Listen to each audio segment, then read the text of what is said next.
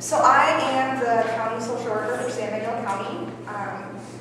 This is obviously a small county, and we only have about probably close to 8,000 people in the whole county. And so I cover the whole county from Egner to Telluride to Norwood and Placer Road. I do child protection and adult protection. You guys, in your role as child advocates or as domestic violence advocates, are mandated reporters. Does anybody know what that means to be a mandated reporter? To be as a report to the section of those child advocates. Yep. And I think it's great that you use the word suspect, because that's the word in the language of the statute. You don't have to know that abuse or neglect has occurred. You just have to have any suspicion that it may have. And you are mandated by law to report that. And technically you could be charged with a felony for failing to report that. And so it rarely happens, but it could happen. And so it is important that you're following that law and that you're reporting. I think even more than the fact that you're following the law and reporting, it's for your own peace of mind. The fact that you're here doing this training tells me that you probably wouldn't be able to sleep at night if a kid got hurt after you suspected that child was in danger. And so you're going to have peace of mind. You're going to be able to sleep at night if you've made that call and you've talked with me and you've erred on the side of protecting the kid. One thing that I hear oftentimes is, well, you know, it's my client. I don't want to betray her. Or I don't want her to feel like I betrayed her. The answer to that is that you're a mandated reporter. And so, you know, when you get somebody going, well, why did you call? Why did you do that? I'm a mandated reporter. Never say, well, I just thought, or I worried about, because that suggests that you had a decision or you had a thought process in it, and you didn't. You had to report. And so the answer should always just be, I'm a mandated reporter. So let's talk about a few of the things that the statute says that you're supposed to report. The first one is sex abuse. Of course, you guys, that is something you're learning a lot about, so I'm not going to try to define it for you. The one part I will try to define for you is age of consent. So in the state of Colorado, if you are 15 or younger, the law says that there can be up to a 4-year age difference. This is the one that kind of comes around a lot, where people go, well, I don't know. I mean, this 14-year-old told me she's dating a 20-year-old, and I just don't know. A 4-year age difference. 15 and younger is a 4-year age difference. 16 and 17 is a 10-year age difference. And so it is considered illegal for more than a 10-year. But 10 years is a big difference. The 16-year-old that's dating a 25-year-old, that's going to feel uncomfortable to you sometimes. And so, but it is not, it's not a reportable offense unless there is a bigger than 10-year age difference for 16 to 17-year-olds. And then, of course, 18-year-olds are not can give consent at any age. The other question that sometimes comes up is things like pornography. It is a crime to show a child any form of pornography. So even if it's accidental in the sense that that the parent didn't know the kid was getting into it, it is still a reportable offense if the kid got into it. If there may be a situation where a parent is failing to protect the child and the child is exposed to pornography. Pornography is not illegal for adults, but it is illegal for children to have access to it. So that would be a reportable offense. The next category would be physical abuse, any injury on a child, marks, bruises, burns. This one comes up again a lot because people say, well, I'm allowed to spank my child. So in the state of Colorado, yeah, you are allowed to spank your child, but you are not allowed to leave a mark on your child. That's the way that it's defined in the statute. So if a child has a mark or a bruise on them that appears to have been caused not accidentally, or the child says, Mom or Dad hit me, or uncle or aunt, or any caregiver in the caregiver capacity, that is a reportable offense. Emotional abuse is another category of the 4. It's a lot different in the way it's defined in the statute. That is to say that, I'm going to use Davo as an example. If Davo screams and yells at his daughter and she is just fine, and she's in grad school, and she's well functioned, she's done everything she's supposed to do, then that is not emotional abuse. If Davo screams and yells at his child, and she cries, and she can't pay attention in school, and she can't function as a result of that, then that is emotional abuse. And so, hi Joe. So, It's like, oh my goodness. the good news is you already know all of this stuff, because I'm just telling them about my job. So that's a little bit different one, in that you're looking at the child's response to the parent's behavior versus the parent's behavior. So in that instance, if you have a child that you're dealing with, or a client that you're dealing with, and the client is saying, man, my kid is just like upset all the time, and she's afraid to go to her dad for visits, and then there may be emotional abuse going on. And so the more information you can collect about the actual symptoms in the child, the better I'm going to be able to take action.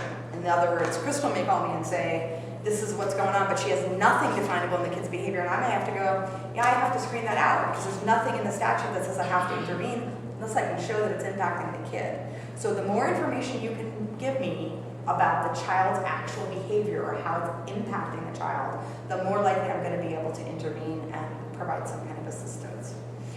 The last category is neglect. And so child abuse is defined as an act or an omission. So if a parent acts to harm their child, or if a parent fails to protect their child in some way. So there's a whole host of categories under that. Educational neglect would be if you're failing to educate your child. Colorado law says you have to educate your child till they're 17. That's the law. You fail to educate your child, then you can be found guilty of educational neglect. The same thing with medical. If your child is in need of medical care, now there are some exceptions for religious reasons if a parent is failing to get medication or medical care for religious reasons. But in general, if you are aware that a child is lacking something that they legitimately need to survive and be okay in the world, then that may be medical neglect. Neglect also can include basically a child lacking anything they need, so food, clothing, shelter. Now, it is not necessarily abuse and neglect to be homeless. Here in Colorado, it may be abuse and neglect to be homeless in January because a child would lack what they need to be okay. But in the summertime, for example, it may not be abuse and neglect to be homeless. There has to be some other things going on. You know, it's not abuse and neglect to be poor, and unfortunately that happens, that some people end up homeless. But if the parent is doing everything they can to meet that kid's needs and is providing a safe environment, homeless or not, that's all that matters. So those are kind of the categories that you're going to see. There is one thing that I always say to them when I come here to these trainings, and that is that we have such a small community, and oftentimes you as advocates are going to have one piece of the puzzle of somebody's life. And I try to look at myself as I think the word I always use is a central repository, in the sense that you may call me and talk to me about something, and the school teacher may call me to talk to me about something, and the medical center may call me to talk about something, and each of those three on their own were not a big deal, or maybe they didn't rise to a really concerning level. But when you put the pieces of those three puzzles together, you're going, wow, okay, wait, now I know that there was a major domestic violence fight at the home on Saturday night, and I know the kid's been to the medical center 4 times in the last month for an unknown stomachache with no medical origin, and I know that he suddenly changed his behavior entirely at school and he went from passing grades to fail grades. So might that be something, when I'm looking at those three pieces together, where you may be going, I don't really know what the kid witnessed, but when you put all the pieces together, so I always urge the advocates and the teachers and everybody that I talk to, every mandated reporter in this town, I always urge them, if you are having that thought of, should I call or should I not call me and have that conversation with me. And you don't have to call and say, I'm making a referral and I'm reporting this. You can just call and go, Crystal does this, Deanna does this, a lot of the resource center staff do it. Just call and just go, this is what I'm worried about, this is what I heard. You don't even have to give a name. Oftentimes they don't give names. They just go, this is the situation, and I'll go, oh yeah, you gotta report that. Or sometimes I go, no, you don't need to report that. Or I go, I already know all about it and I'm on it already. And so if you've reached that point though where you're having that conversation or you're going to one of the resource center staff and having that conversation, probably they're going to say, hey, let's call Jenny together. And you guys are going to call me anyway if you've already gone to them. But call me. My cell phone number is 708-4655. You are welcome to call me day or night, and I will do my best to take your call. You may sometimes get Linnea Edwards. She's my counterpart.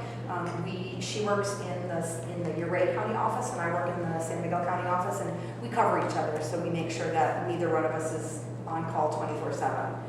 So sometimes you'll get her, but usually you'll get me.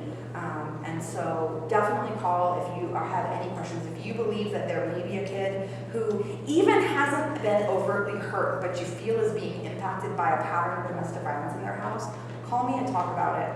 Tell me what you're worried about, because I count on mandated reporters in this community to get information and kind of be my eyes on the street in a way, that you guys have access to families in a way that I don't have. The other thing I would urge you to do is if you do feel like you're going to need to call me, or you're feeling like on the fence, like I don't know if I'm going to report, say to people, I'm a mandated reporter and I'm going to have to report. How about we call together?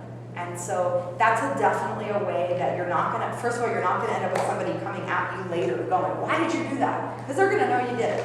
There's not going to be a surprise later when they find out you did it. Second of all, you call with them, then you're opening up a door. You're connecting them to a resource, because that's for me, the bottom line is I don't have to be just the person people call to tell on somebody. I can be the person people call to just get help for somebody.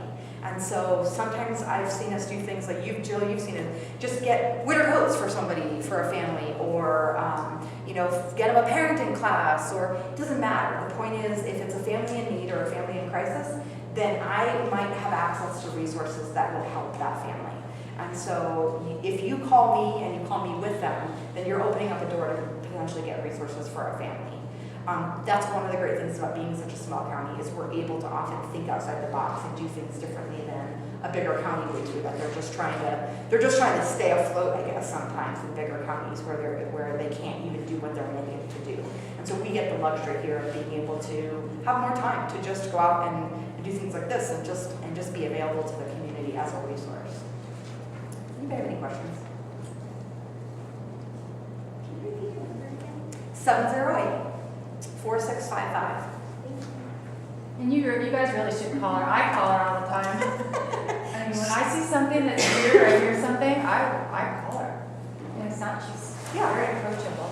And like I said, sometimes it's not necessarily I'm calling to make a report. It's just, I just want to talk this over with somebody, so I'm not having to go through this decision-making process on my own. I don't want to know this thing I know and be the only one who knows it. Sometimes that's what it is. It's like I just want to share this information, and sometimes you're going to find like you are told things that you can't necessarily, you feel like you need to talk about, but you can't necessarily tell everybody else because you're confidential, right? And so if you're feeling like I can't be the only one who knows this because it just doesn't feel right, call me and tell me. And it doesn't have to be a report. It can just be, me going, yeah, that you're totally okay, and reassuring you that you don't need to report, or telling you you do need to report, and I'll be straight with you every time. So Jenny, when you say report, is that just going down to the sheriff's office? Okay, so that's a great question. So let me explain that. Jill, will you mind calling Patias, because he just went out the door. So when It's jurisdiction based, right? So the way that works is that you, as a mandated reporter, you are allowed to call either law enforcement or child welfare. Okay, you have either option. Okay, if you call law enforcement, but you are calling about an intrafamilial situation. So in other words, within a family unit, it doesn't have to be parent. It can be aunt or uncle who is in a caregiving role, but they live in the same home, they provide routine care of the kid, then that is considered, the word for that is intrafamilial. And then it is technically my jurisdiction. And so even if you were to call law enforcement, they would call me, and then it's my jurisdiction to investigate. If it's something that is third party, in other words, a totally different person did it from outside of the family, and sometimes you guys are going to get those calls that, a sex assault by somebody else in the Shandover apartments, or who knows what it is. That's third party, and law enforcement has the jurisdiction on that. Now, if we're talking about a child, if the perpetrator is under the age of 10, then it comes back to my jurisdiction. Law enforcement does not investigate for perpetrators under the age of 10. Also, in general, because I am a forensic interviewer, which means I'm trained to interview children, law enforcement is going to call me to interview the children, even if it's a third party. And so I'll do the interviews of the children for them. So that's kind of some jurisdictional information about reporting. So then from there, when we get a report of child, so you're calling, you're saying, I absolutely believe abuse and neglect is going on, we've gotten this call, or you've said, I don't know about this, and I go, oh yes, you have to report that by law, you need to report that. Let me explain a little bit about the process of what happens. So we get that call, we then do what's called a red team, which means at least 3 child welfare workers in Colorado sit down together and review all of the facts of what we've heard from that phone call. Sometimes we will have also obtained maybe school records, depending on the call. We'll try to get a little bit more information. We will also do Colorado Bureau of Investigations background checks and court background checks. So we will go into that red team with kind of a little bit of a history on this family in terms of, and also their child welfare background. That's Trails is our computer system. So we know if they've had any child welfare involvement before, if they've had any involvement with the courts or any criminal background, and then whatever the reporting party told us, we screen it to see how it matches the statute in terms of when we have the authority to intervene. So what's nice about that is it's just like I'm telling you, don't make that decision alone. I don't have to make that decision alone. At least 2 other people are making that decision with me, and we review everything and go, what do we need to do now? And so we use that red team to develop next steps and to decide what we're going to do. So it may be, hey, we got to go out right now and check on this family. It may be, okay, we've got to check on this family, but we probably can do it within 3 days, or it may be 5 days, or it may be screened out, meaning it does not meet the criteria to intervene, and we cannot do anything. And so we decide that. From there, if we were to screen it in and accept it for assessment, then we start what's called an investigation. We have 60 days to complete an investigation, and we have a lot of rules and statutes that tell us exactly what we have to do. We have to talk to children first before parents even know that we're doing the investigation. There's a lot of different rules that we have to follow for that. And so we have 60 days. We don't need a release of information from anybody to collect information, because of course who would give us a release of information to collect information about how they've been using their child. So we don't need that release of information for that 60 days. From there, we either close it, we file in court and ask for court involvement, or we open a voluntary case. And so if we've identified safety concerns, we may open a case and people go, oh yeah, this is a problem for me and I need help, and they work with me on a voluntary basis. Or they may go, screw you, I'm not talking to you, and in which case, if there's enough reason for me to believe a child's unsafe, then I can file a petition in court. It's called a dependency and neglect petition, and I can outline to a judge why I believe this child is unsafe, and then the judge can make a decision about what should happen next. And so there's something, it's open. It looked like the door was locked. So that's kind of the process when we get involved. And then other than that, if somebody calls just to take, just to say, hey, I'm worried about this, or this is what's going on, then I always log that information, so we have that going forward. We always store that information in our system, but it doesn't become an investigation if it doesn't meet the criteria. Did that answer your question in a really long-winded way? It's okay. Does anybody else have any questions? Crystal, did you have a question? I just wanted you to maybe talk about a couple things that we see through our office. You spoke a little bit about emotional abuse, and I want you to talk about maybe how witnessing domestic violence can be considered that, and also neglect in a household with domestic violence, with knowing that it's happening and either being reported somehow, and then the effects on the kid and how the parent who's the victim could potentially get in trouble. Yeah. So research tells us that kids are more impacted by domestic violence than from their own abuse. There's worse outcomes for children who have witnessed their parents fighting or domestic violence than me. It's like this. I think it's a control thing. They feel less in control when it's happening to somebody else than when it's happening to them. And so we know that kids who witness domestic violence can have bad outcomes. It's harmful to them to see that, and even if they are never harmed, I'm sure we'll hear that woman who says, "But he's never hurt them," and that makes it okay. It does not make it okay. That definitely hurts the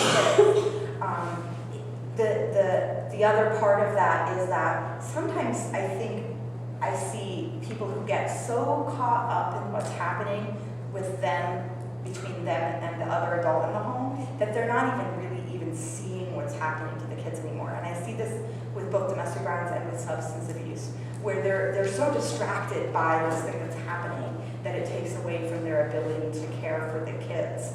And so we often see kids who are fending for themselves. Now I'll go back to one of those loopholes in the statute. There is no age in the Colorado statute at which you are allowed to leave a kid alone. And so, you'll get these kids who are home alone for long hours. And so that in and of itself is not abuse and neglect, to be alone. But if they are, see guys, hey, leave him alone. Sit down. Sit. Sit. Thank you. Sit down. Lay down. Come on. You think I'm going to play? I'm not going to play with you right now. What else do you want me to cover? One thing I want to say would be, it's possible if there's domestic violence at home, the kids can get caught in a crossfire. Yeah, very much so, and they're often put on the spot. And one thing I hear a lot of times from people is this idea that calling social services, worry that it's going to make it worse. That then somebody will be angry that we were called, and then they'll act out worse on the kids or on the spouse. But kids get caught in the middle of it, and so that in and of itself is domestic violence. It is abuse or neglect, is emotionally harmful to kids. If mom or dad are putting them in the middle, are making. I had one not that long ago where the dad was telling the kid to come out. He wanted them to see what was happening, and making the kid come out of the bedroom.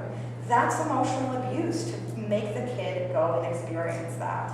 And so, but the parents can also, and even if the kid has not been harmed specifically, when the parents are then manipulating the kid or putting the kid in the middle or saying, say this or say that or don't say that, or they get caught in the crossfires. If a kid intervenes in domestic violence, it is automatically a screen-in for us. And so we still have the red team process, but it is automatically a screen-in if a kid physically intervenes in the violence, which is a definite risk, especially when you look at these kids who have been experiencing it for a long time and feeling helpless, and they will sometimes intervene when they are absolutely going to get hurt because they don't have the power, the physical power to safely intervene, but they're just trying to take control where they can take control. And so those kids are certainly at risk.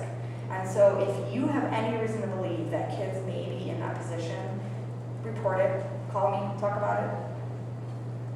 And both parents would be charged, or not charged, but suspected of abuse or neglect in that situation. So if you have, if Jill has been with her husband and he's been abusing her, she's been calling the hotline over and over and over again and working with you guys, and I've gone out and I've said, Jill, your kids are really in danger, look at this is what's happening, and she stays in that environment, then if I have to go back out and a kid has been injured, she is going to be founded on, as well as him, for an injurious environment, which means she had reason to believe her child was in an unsafe environment based on the history.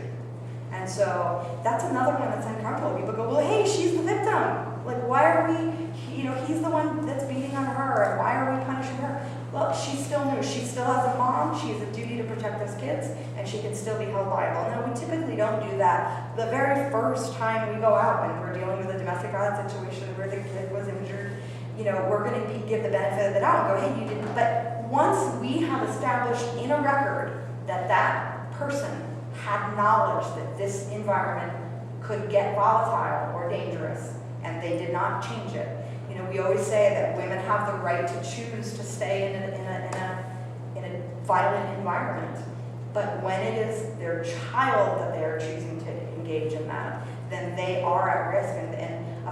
So it's not the same as, like, Dave, what you were talking about the police. The police, when they get involved, it's an investigation, and then they go to court, and they're criminally charged, and they might go to jail or have to pay fines. With me, it's different. It's not the same as that. I have no authority to put anybody in jail, but if you commit abuse or neglect, and I find on you that goes on your history as you were founded on for abuse and neglect, and it's in the state, you're on the state offenders registry, and if you were to ever try to get a job with children, you would not be able to.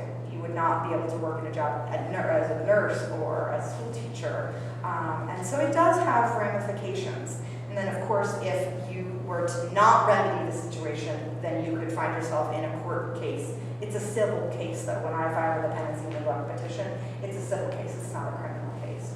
But I will say, separate from that, the judges in the criminal cases do tend to look positively on people who work with me. So, if there's a child, somebody who's being criminally charged with child abuse, before long I will get a call from the district attorney saying, how is this person with you? Are they working? Are they in it? And then I will be asked to come to court, and I will say they are actively working with me, they are cooperative, they want to remedy the situation, and that goes somewhere in the criminal case. They do take that into consideration. They don't change their outcome necessarily over what I had to say, but certainly the judges are more favorable when they feel like people are working with our department. Anybody else have any other questions? So severe cases will go probably to the police department. It only has to do with jurisdiction. So if it's intrafamilial, it still comes to me. Now, typically I call law enforcement, and typically law enforcement calls me. So either way, we work cooperatively, and we typically do our investigations together. I typically do all the interviews of children for law enforcement or for my office. But I'm sorry, I'm a little bit confused. That's okay. So if you have no power, you're saying, to actually to put somebody in jail, but if the case is severe enough, if something is legitimately going wrong. It typically is a criminal case as well as my case. And so, I mean, if we're talking about, so the criminally the statute has different definitions of abuse or neglect. So, like, there may be something that I go out on, like, for example, educational neglect. There may not be a crime that has been occurring, and law enforcement may not get involved in that, but I have to get involved in it. But then there are times where it's both, where it meets the criteria for both. So something that you would define as severe likely is going to qualify under both sets of statutes. And then we do cooperative investigations, so we do them together, but then we each follow our track in terms of theirs would go to the district attorney and criminal charges would be filed, and mine ends in a finding and potentially a dependency and neglect petition. My role is not to punish somebody. My role is to protect children in the future, or to provide services or support or rehabilitation to help a family through something. So we have different goals in what we're doing. They're hoping to prevent future crime and to provide consequences for what's been done already. And so we have different agendas, different policy. So that's it. Does anybody else have any questions? 708-4655. Don't hesitate to call me. Crystal also has my email address. That's another great way to communicate with me. And even if you just think of questions later, call me. What about that new number you were talking about? 1-888-CO4-KIDS is the state hotline for child abuse. That's a big deal, you guys. I mean, they never had one before. Now What is it, everyone Jenni? can know the number. 888-CO4-KIDS. It's the new child welfare state hotline. It is a recorded line. I would suggest you only use it for reporting abuse or neglect. So if you're just wanting to chat about something, call my number. If you're wanting to make a report, certainly, it's an easy number to remember, so certainly use that hotline. It goes through a state system, and then they ask you which county you're calling about, and then they call me. And so then it still comes to me either way. One thing to note is that you may sometimes come into contact with clients from Redvale or the West End, and those may end up going to Montrose County, just so you're not confused, like, wait, I finally called her, and then it wasn't her that I got after all. So I do not serve Redvale or the West End, that's another county, and so you may get a Montrose County worker. That's it. Thank you. Good boy. Good work, Matthias. Good work. Before our next presenter comes up, I just wanted to go over your role as an advocate and where kind of children are involved. So if you do suspect that somebody's underage, or if you do have a caller who then starts to talk about their kids, or you know that they're involved, it's not a bad idea to warn them that you are a mandated reporter. So if you're talking to somebody who's 16 that wants to just talk to somebody because they have nobody else to talk to, you can tell them that I'm a mandated reporter. So you can either choose to tell me how old you are, or you can leave that out. So we don't want to close people off and tell them that because we're mandated reporters, it's either you talk to me or you don't. So we want to keep that line open. We want people to trust us. We want people to come in for our help and call us whenever they need something. So, that's an option as an advocate to let them know so they can make the choice of whether to tell you certain things about their life or not to. 'Cause Crystal, you said underage, so what age do you mean? So like what Jenny was saying, so if you have somebody who is 16 who's dating a 32-year-old, that's illegal. But if you have a 16-year-old who's dating somebody who's 24, that's not illegal. So, if they do throw their age in there and they're dating a 32-year-old, then you're a mandated reporter. It's like, sorry, Sarah, I have to call this in. And you might notice that somebody's in high school or they sound really young. So in that sense, if you're on the phone with them, it is good to just tell them, I am a mandated reporter, so you can either choose to tell me your name and how old you are, or you can be anonymous if you just need somebody to talk to. And it can feel blurry because you feel like, here we are, we're spreading the word that we're a confidential place you can call. And then you're like, well, wait a minute, this part isn't confidential. So I think you're right. That's a great idea to be telling people, if they're starting talking about their kids at all, just want to make sure you understand that this is what I can keep confidential and this is what I can't keep confidential. And that way you don't feel like you are betraying your client or that you're a caller. So you have, give them the power to be able to make those decisions. And that's really what we're all about. So. Yep. Well, Thanks for having me, as always.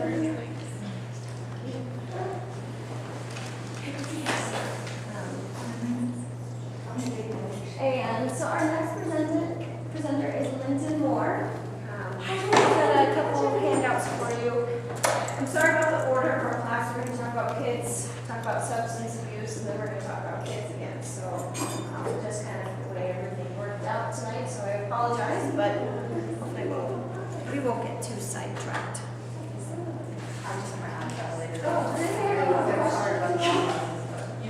I literally just went back to grade 14 here. No, I tried both Hazel and I are eyes. She was I'm like, weird choice. No, it's good. I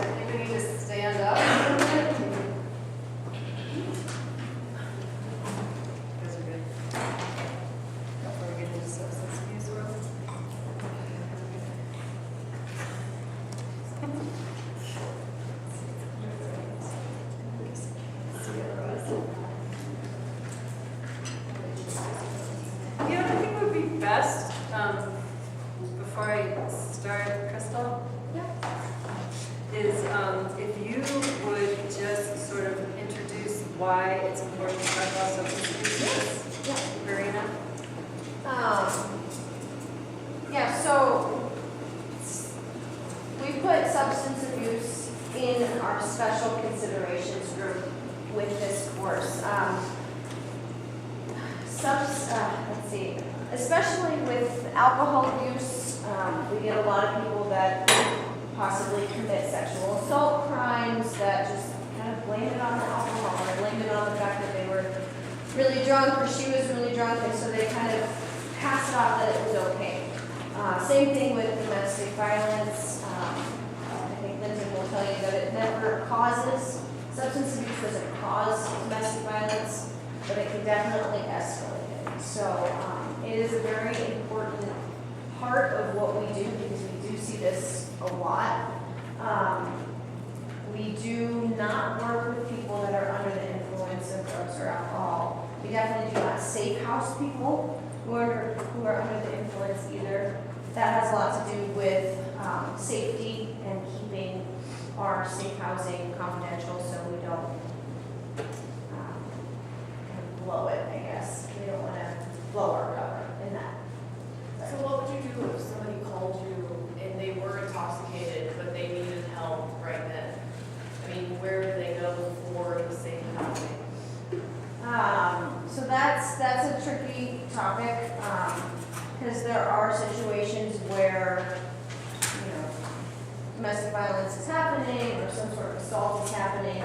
A person clearly needs to be safe housed, but again, because they're under the influence, we can't be held liable if something were to happen to them. Say they're extremely intoxicated, they pass out, they throw up, say they choke, and they die. That's kind of on us. We're putting them in safe housing, in an unsafe environment. And also, with them being intoxicated, they run a higher risk of possibly calling the perpetrator and letting them know where they are.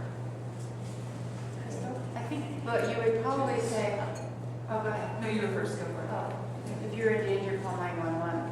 If you think that person's drunk and you can't Yeah, work with them, is that what you would want? that's what I would recommend, probably going with police and law enforcement. So if they are highly intoxicated, they need somewhere safe to be. It's probably better to put them in the drunk tank than to just leave them out on the street. So even though it's very inconvenient, not something that they want to do, it would be a better option than just ignoring the situation. Just to clarify, this would only be if you were trying to safe house someone. If someone called and they had been victim of an assault, if they happened to be drunk, you would still. And we would, we'll leave that up to your discretion.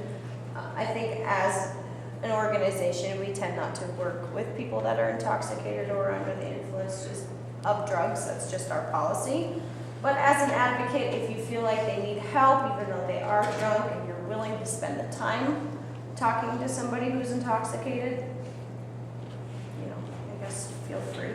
But if they're very hard to understand, if that's not something that you want to do, call law enforcement or tell them, I know this is a really hard situation for you, but it seems to me that you might be under the influence of alcohol. Is it possible for you to call back when you are sober? And definitely don't assume, because you might come across somebody who has a traumatic brain injury too. That sounds intoxicated, but they aren't. So it's always good to ask. Have you been drinking or have you been taking any drugs that might influence your state of mind or what we're going to talk about? So. Did you run into that in the last year? I mean, how many cases do you have of that? Is that? I think that we did have a safe housing situation a few months ago when the person was intoxicated. And, it's hard. It's really hard. Safety is number one, but at the same time, our organization is really, we put ourselves at risk by taking care of that.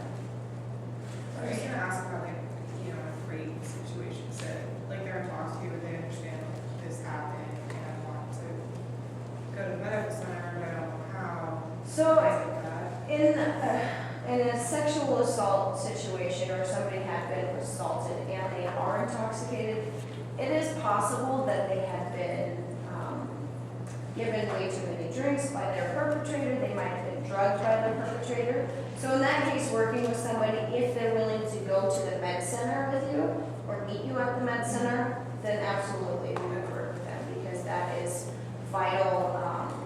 Well, I figured like DNA wars, and Yeah. you might as well, You know, they're that like, would let's be- go now.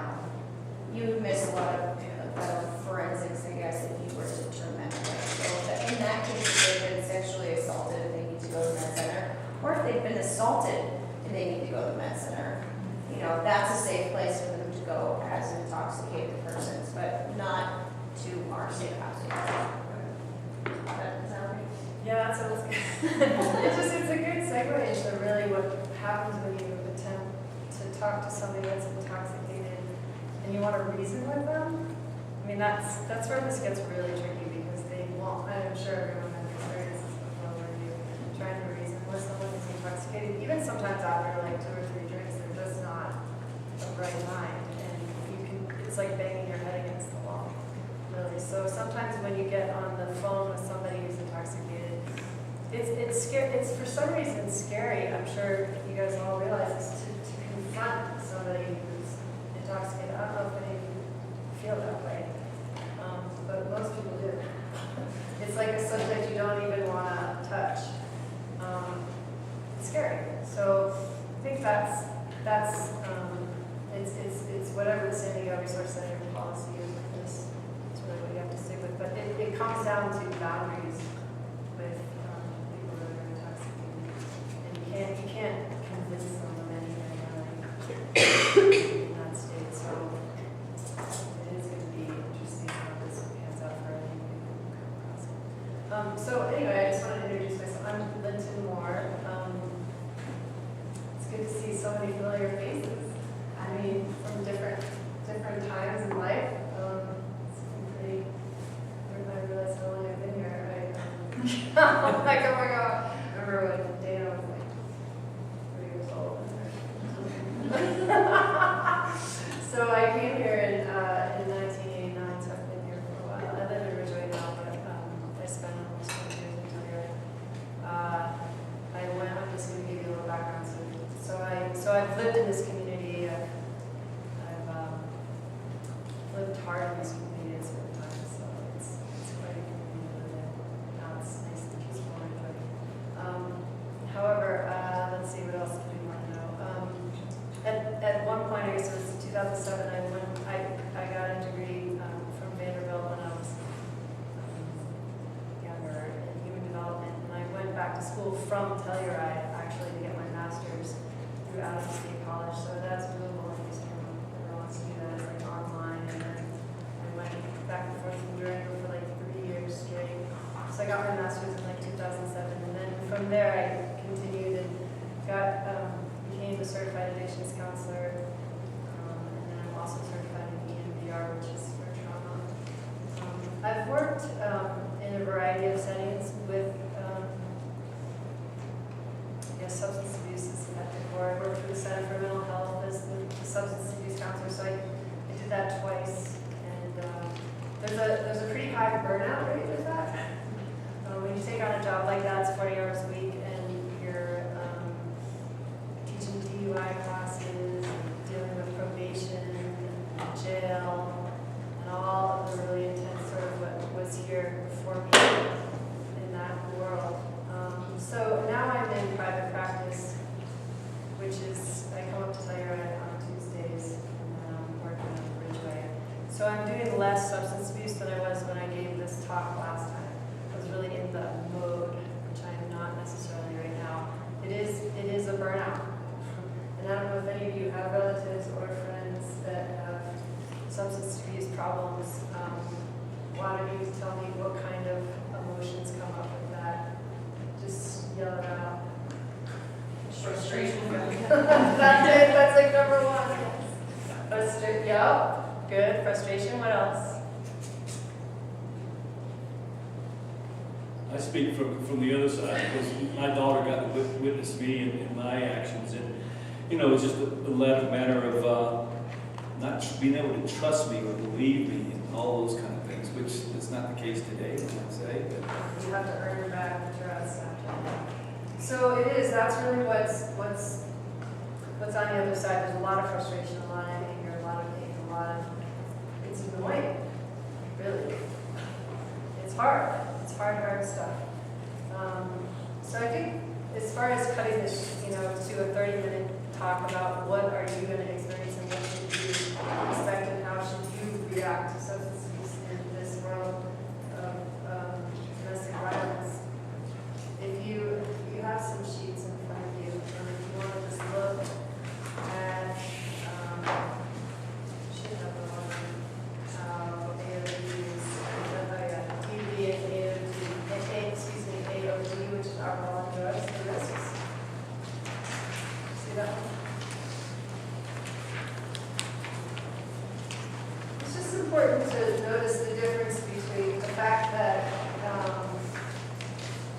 alcohol abuse does not cause domestic violence, but if you already have those issues within you, it's going to exacerbate the situation. So basically, if you want to just look at that for the victim, this is what it looks like, they're more likely to be victimized. You're vulnerable. So, and you're not yourself when you're under the influence, things happen. And unfortunately, there's a lot of people, what I've heard is that they, in a blackout state, for example, they don't take responsibility for it. It's almost like yay, I was blackout, so I don't know what I did. So I don't have to take responsibility for this. And that can go both ways, really, victim or perpetrator. So that's, it gets really tricky that way. And then for the offender, they're more likely to offend.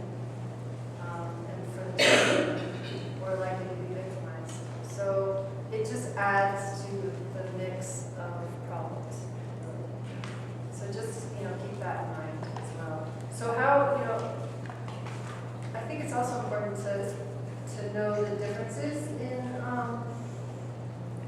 with substance abuse. It's like there's intoxication, there's abuse, and there's dependency. Okay, and there's another sheet here that talks about that. And these are different categories. But I usually, when I'm working with substance abuse, I tend to ask them what their relationship is to it. And that's not something that usually, it's like, what is your relationship? How does it, what do you like about it? That's an interesting thing to ask. That doesn't happen usually. It's like, what do you like about being blackout? And so if you've ever been there, what kind of answers would you get? What would you get if you were in that? Why? Well, I understand it probably better than most because I can only say that at a certain point of time in your life, if you're an alcoholic and a drug addict, you lose the power of choice. That a lot of times you don't want to drink, and you don't want to, you don't need to, and all the reasons why, but you've lost that choice, and you're addicted to alcohol and drugs, and you do it anyway. It's, I've just been there, and I just know that it's just, when the person that I loved the most was, I knew that I was really affecting our relationship or whatever, and I knew it was happening. I still had to have that drink, and I still had that drink, and it's just, it's an insidious disease. Alcohol is, with drugs too, but especially alcohol, and it's just, I've just been there, and it doesn't matter. It just doesn't matter. And it may not start like that, but No, it it becomes... doesn't start like that. No, it doesn't start like that. But it's really, really when we look at it, if we want to just bottom line, the reason that people really use drugs and alcohol is to feel connected on some level. It's to feel a relationship with something. Because a lot of times, most of the time, whether it's genetic or, you can be genetically predisposed, you can be a disease, you can become addicted in many different ways. However, really the bottom line is there's a connection that somebody receives from a substance that they don't get anywhere else. And it's special. It becomes like a special relationship.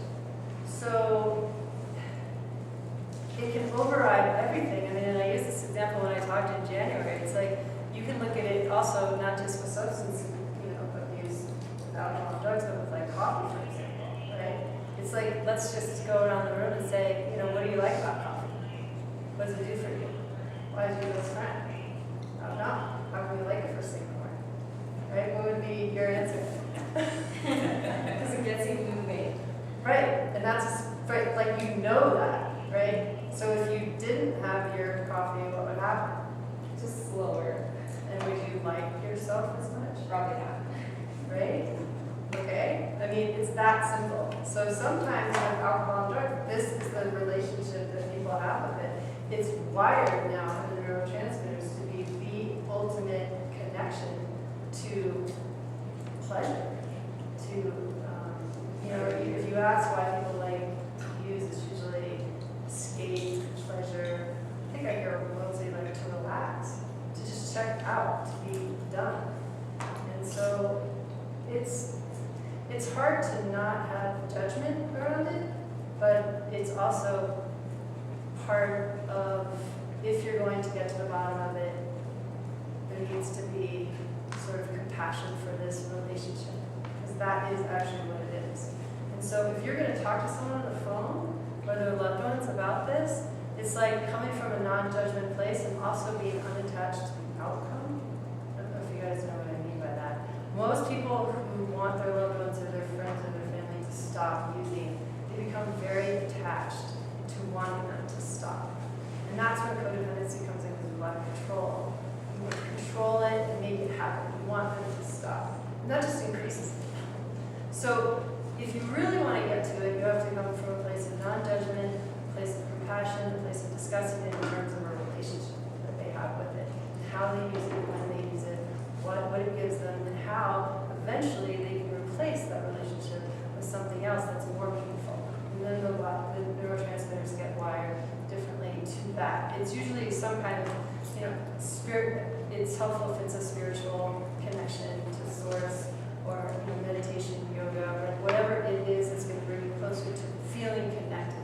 It's all about connection. If you feel the connection with other human beings, if you have a close friend, I mean, there's this whole thing where you should be able to feel connected within, without any other,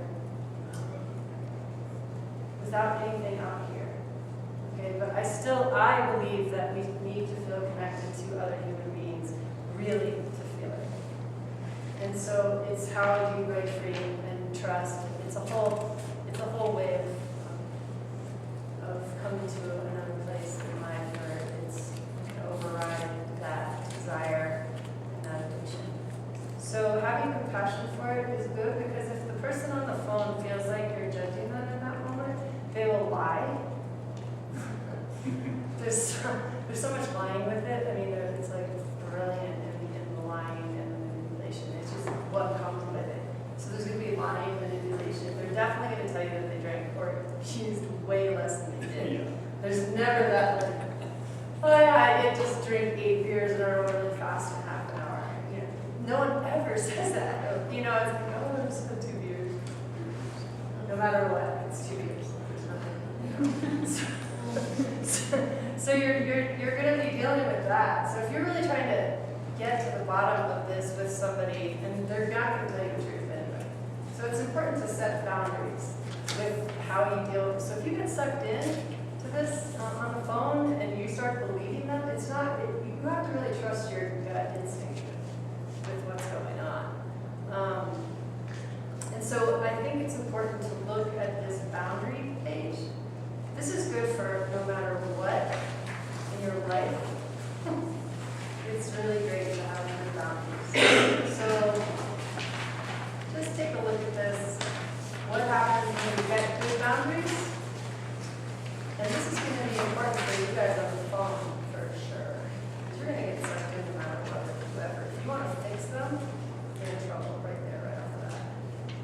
You know, I don't know what would be the motto here, Crystal, with like helping somebody? Do you say, are we helping here? Or are we assisting them to get help? You know, what would you say is the real goal here with the domestic violence? With domestic violence, definitely. I know that we try not to work with perpetrators as much as possible. So we're going to help people that have been affected by it in a different way. With perpetrators, we do tend to refer them out. So giving them a resource list for counselors in the area or AA meetings, things like that. We do offer short-term counseling, but again, it's probably going to be with somebody who is, a victim of domestic violence or sexual assault that possibly, there could be substance abuse that is mixed in with that as well. And again, short-term counseling is pretty much all that we would offer. Otherwise, we would refer them out as well to seek help. So on the scope of practice, I'm community director. The word would be support advocate. Support advocate. Yes, So yes, would we include empowerment in that? Absolutely. Yeah, so Empowerment, the idea is to compassion, support listening, and yes. empower and to listen and to resource out Mhm. what needs to happen next. Yeah. And then just really think about your scope of practice as an advocate, it's a vital role. When you're the first responder, you're the first person that they're telling this to, that is the same that you would want if you had experienced something that you would want just listening support. It's not helpful to provide somebody intense therapy when they've just experienced a trauma. It actually is, it can be heartache, so. Yeah, and trying to get in to fix it, Right. that's just doesn't work very well. So you just need to keep that in mind. That's what they're calling because they want to be heard. So we need to empower them. So with this, with having good boundaries, I think just if you want to read through this, it'll help you in all aspects of your life with whoever you're with in a relationship. And there are symptoms of poor